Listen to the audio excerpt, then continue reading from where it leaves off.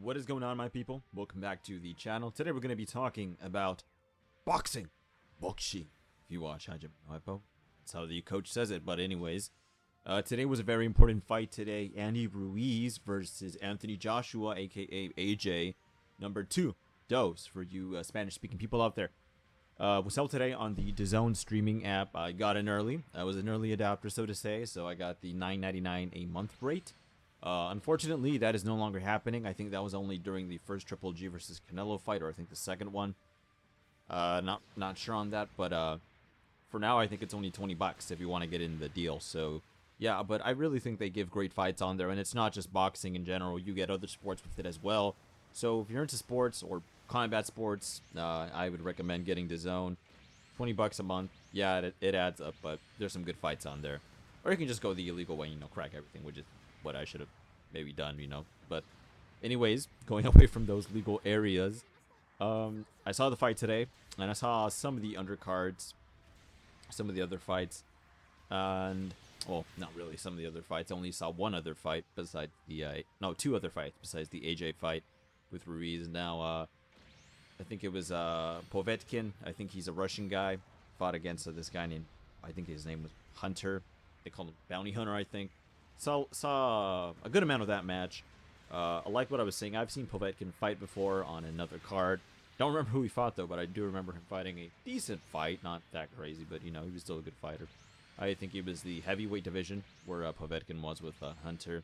Povetkin, 40 years old, obviously the older fighter. Not going to be as quick on his toes and stuff. Hunter, a little younger. I think he was 30-something.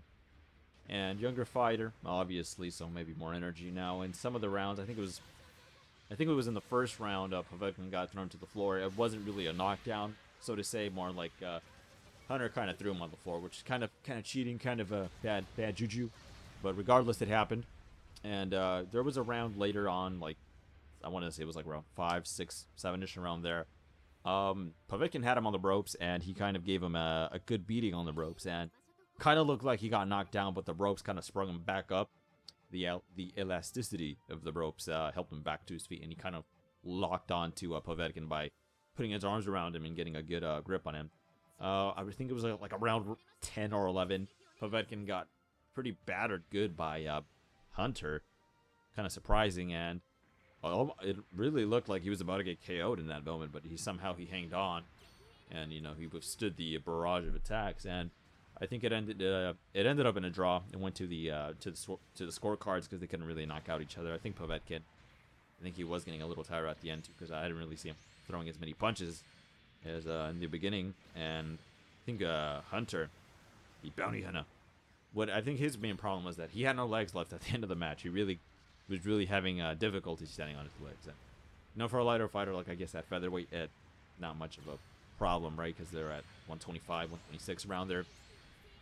But these heavyweight guys really heavy, so it puts a lot of strain on the body and on legs. You got to support out that weight, so definitely I can see a heavyweight getting more tired that aspect to a lighter fighter, featherweight or maybe a middleweight around there. Regardless, decent fight, I guess. Really wasn't that into it. I was like everyone waiting for Andy Ruiz to fight Anthony Joshua. But yeah, it was a fight. I've seen Povetkin, kind of the old guard. Want to see him fight again. And Hunter, want to see him fight again. Maybe they can do a second rematch, Get the rematch in. After that, there was another fight that wasn't supposed to happen, apparently, but it did go on either way. It was another, I forgot his name, Mexican fighter versus this guy from Zambia, I believe. Now, the guy from Zambia looked built. He was jacked. This guy, woo, what a body that guy had, right? He looked like a bodybuilder.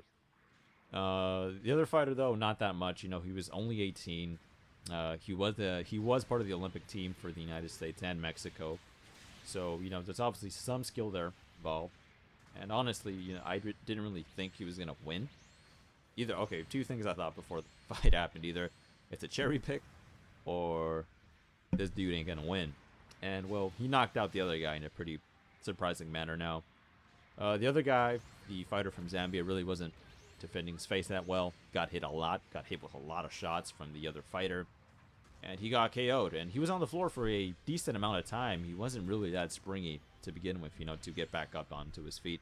But, thankfully he didn't die or anything from what I know. He made it out, walking out of the arena from what I saw on television. So, good for him. He gave it the good old college try, I suppose. And he, obviously, it wasn't enough to take down the Olympic guy.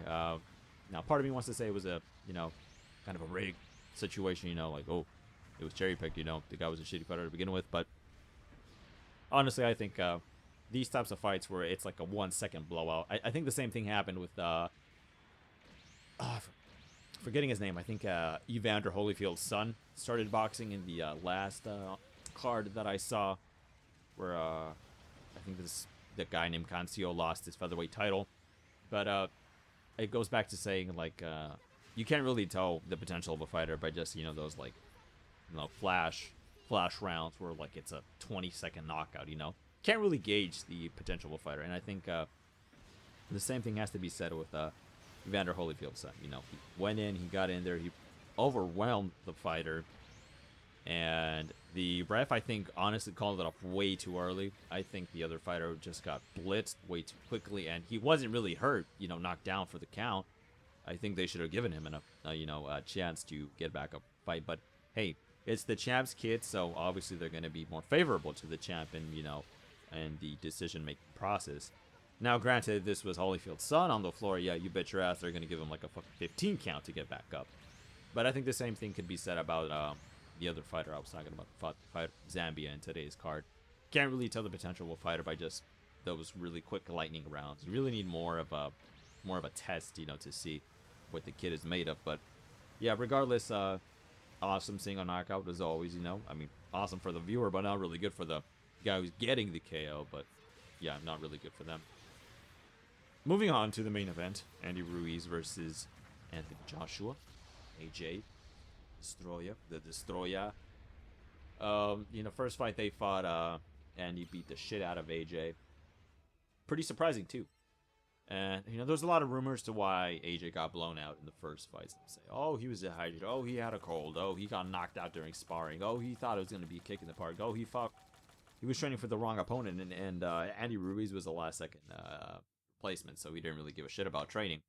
All of those could be true. He refused to say why he lost in the first match, even in the post-round interview in the new match where he won. So I don't know, but he says he's going to explain it all in a big book. So yeah, you got to buy his $50 book, a bunch of market bullshit, but whatever. Let the man make his money, I guess. He already got dropped by a shit ton of sponsors, so now that he won the championship again, he's got to get all the sponsors back, so good for him. Anyways, AJ versus Ruiz 2. What did I think of it? Well, there were some moments where I was like, ooh, AJ, what are you doing? Don't get in so close. Definitely a different fighter from what we first saw. I think the first time we saw him fight Andy Ruiz, he was more of a trying to finish him off quickly. He was really close quarters combat with him, and in fight, he really boxed differently this time around. He was moving a lot more, which is good. When it comes to a fighter like Andy Ruiz, you don't really want to stay static and let him load up the shots on you. Moving around, utilizing that jab. He had a nice power jab going on for some round. And overall was frustrating Andy Ruiz because Andy Ruiz couldn't get in close. And if he did get close, AJ would go for the clinch. And Andy, he's got those short arms, so obviously he's going to be faster in the infight than the guy with the longer arm, But they did do a little bit of infighting. Did get up close with Andy Ruiz, AJ did. And I think for a minute, he was getting a little bit hot-headed with the whole, crowd. They wanted to see a bloodbath in the middle of the ring. And I think AJ was very, very close to making the same mistakes he did as the first match of fighting really close to Andy Ruiz. Now, Andy Ruiz lost the fight, obviously. Can't tell. You haven't read boxing? Well, maybe you don't know. Now you know. Andy Ruiz lost the rematch. So I think AJ takes back 4 belts. Unified heavyweight champion right now. Not the undisputed one, because I think Deontay Wilder has the other belt that he needs for it to be undisputed. Not sure if Tyson Fury has one. I think Tyson Fury is the lineal champ. Not really sure what that means, but whatever. Andy Ruiz, I think, got overwhelmed, I think, by a lot of things. Primarily one of the things that fucked them the most, in my opinion, was he won the last match. That's the thing that really fucked with him. I think the money got to his head. He was partying too much. He really didn't give a shit anymore. He's like, yeah, I'm the champ. Fuck it. I'm not really gonna stress around about this. I beat his ass once. I'm not gonna do it again. And there's a vlogging series on YouTube. Go check it out. A Day in the Life of Andy Ruiz on YouTube right now. And you know, questionable choices he's been making in that video. You know, went to a pizza place, got a really greasy pizza. Not really the stuff you want to be eating if you're a fighter on a diet. You know, he actually came in heavier this time around. Last time he said, "Oh, I came in short notice. I really couldn't lose all the weight. Yeah, blah blah blah." And supposedly, and I did see footage of him sparring earlier in the month, last month, and yeah, he did look a little slimmer. Not as fat as he was for the first fight, but I heard he came in like 7 pounds heavier for this match. And yeah, that weight did show it. He said in the post-fight interview, yeah, he's sluggish, slower, that couldn't let his hands go as fast as he could in the previous fight. I guess he thought, bulking up all that extra weight would give him an advantage against AJ, but honestly, all that made him was slower, AJ was the more tactical fighter, the outboxer, a lot more smarter in his decisions on what punches to throw in, so on and so on.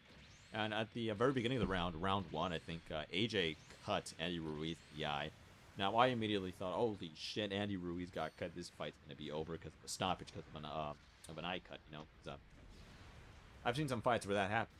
The guy gets cut in the eye, and like 3 rounds later, no, that shit's open way too much. We're going to end the fight right here. I really thought that might have happened, but thankfully, from what I saw, the cut wasn't that bad. He's still bleeding a bit, but it seems like the cut man in the corner did a pretty good job of keeping that thing from bleeding all over the place. Now, Andy Ruiz, I think, still dangerous fighter. It comes up unified, really up close quarters. He's got a lot of power. Where does he go from here? Well, they did say they want to do an Andy Ruiz versus Anthony Joshua 3, a trilogy fight, which, no, honestly, wouldn't be that bad of a deal. I mean, would I want to see Andy Ruiz fight AJ again? Yeah, I would want to see him fight again, but I really think Andy Ruiz needs to lose some weight, really be more productive outside of the ring too, because I think that was one of the main reasons why he lost, was he didn't have the eye of the tiger anymore, the drive to become and stay champ. AJ got everything taken away from him. He went from all the way to the top to rock bottom, aka Wings of Redemption style. So he had more to prove, more to regain. He wanted to get his life back, essentially. Well, Andy Ruiz, AR, was trying to, party it up and stuff, buying Lamborghini Urises and Rolls Royce Phantoms and stuff like that, or Bentley. I think he bought a Bentley Continental. I know for a fact he has a Lamborghini Urus. But yeah, I don't know. I don't know how much they got paid for this fight. Definitely a lot of money, though. I think a lot of the DAZN fighters get a pretty good deal, considering all the things. I think Canelo was the highest paid athlete last year, I think, when he signed that DAZN deal. It was like $80 billion or $80 million. One of those two, he got paid like that much. So not a bad paycheck if you're a pro fighter, right? But you also have to remember, that's before taxes. That's before you got to pay your dues to your trainer, to your promotion, and whatever else you want to pay, right? So at the very end, I think it might be a lot lower than that. But still, everyone be looking for that big payday. I know I would, put me in the ring for 10 seconds. I might break some stuff, but hey, I'll be right in the end, and that'll pay the medical bill. So Andy Ruiz versus Joshua 3. It could happen. I think he has to do some mandatory fights, though, with the WBO, WBC, I think, WBA. So he has to take care of that first. And the big question on everybody's mind, will he fight Deontay Wilder and Tyson Fury? Well, I think that'll be answered very, very soon. When Tyson Fury and Deontay Wilder fight again, number 2, if you didn't see the first one. Wow, what a crazy ending to the first one. No, Deontay caught Tyson Fury with a murderous fucking punch, and it was lights out, essentially, but Tyson Fury, Jesus, God himself, put his soul back into his body, and he came up and bounced back and didn't fight him, draw. So amazing freaking fight. But Deontay has just incredible power. So I don't know. I mean, I hate to say it, but probably Deontay would beat Tyson Fury in the rematch again, because he said something along the lines of when he fought Big Papi Ortiz for the second time. He's got to be perfect for the entire night. I only got to be perfect for like 3 seconds or something like that. So, yeah, it's going to be a difficult fight for Tyson Fury against Deontay Wilder. The power is real, so yeah, who knows what's going to happen next, though. But Andy Ruiz, I think, still good fighter. I want to see him fight again. He's got power. He's got KO power, no doubt about it. So I think he would be a really good crowd pleaser, you know, for the fans and stuff. And I really hope DAZN gives him a good deal. So he can fight good. You know, he can fight. And he brings out those knockouts, and that's really important when you want to sell pay-per-views, right? And subscription services. So yeah, good on Andy for winning the first one. Bad on you for losing the second one. And congratulations, Anthony Joshua, for becoming the undisputed. Oh, wait, no, he's not undisputed yet. The unified heavyweight champion of the world. Good on you, AJ. Good on you. I think he had Klitschko helping him in the corner. Pretty good. No, not Shannon Briggs. No, not him. That's Logan Paul. But yeah, good boxing day today, I guess you could say. I mean, boring. If you like to see an end fight and Mexican style, quote unquote. But let me tell you one thing: Mexican style is gonna get you really fucked up if you're a fighter. If you continue just, you know, going to the middle of the ring and brawling all. So yeah, you know, there's a certain reason why people like to box. You don't do the sweet science instead of fucking skulls caved in by big blow punches. But yeah, you know, the big stuff, the big blow punches sell pay-per-views, yeah, subscriptions to DAZN. So like, everyone likes a good brawl once in a while, right, fellas? Anyways, guys, that's about it. Let me know what you thought of Andy Ruiz versus Anthony Joshua 2. Comment section down below. And yes, I will reply to your comments. I will talk. Not like some other channels that are just saying that into shit. I will look at your comments. I might heart them even, or I might just say, hey, spam me promotion out of here. We don't want that bull. Did you like the fight? Did you hate the fight? What are some of your favorite fights of the day? No. If you like the video, like it. If wondering why I talk box, I'm a boxing fan, obviously, and I've been watching boxing for a decent amount of time. So yeah, expect more mini breakdowns on the channel as things progress throughout the year. Other fights I'm looking forward to. I think Virgil Ortiz is going to be fighting soon. Definitely going to watch that one. Danny Jacobs versus what's his name? Julio Cesar Chavez Jr. That's going to be an interesting fight. I really don't like Daniel Jacobs' style. And the day I saw him fight Canelo was a pretty shitty day. I got really sick, so maybe I'll skip that fight just due to superstitions. I don't like Danny Jacobs that much, but yeah. And besides that, Jaime Munguia is going to be fighting. Don't like him either because of the shitty decision he got against Dennis Hogan. I really think he should have rematched Dennis Hogan, but Golden Boy wants to take their potential cash cow, so understandable that he's not going to take the risk again. But I think he's going to fight Spike O'Sullivan, the the guy with the funny-ass Luigi mustache. Gonna be a funny-ass fight. But yeah, thanks for watching, everybody, and I'll catch you guys later. Different topic videos.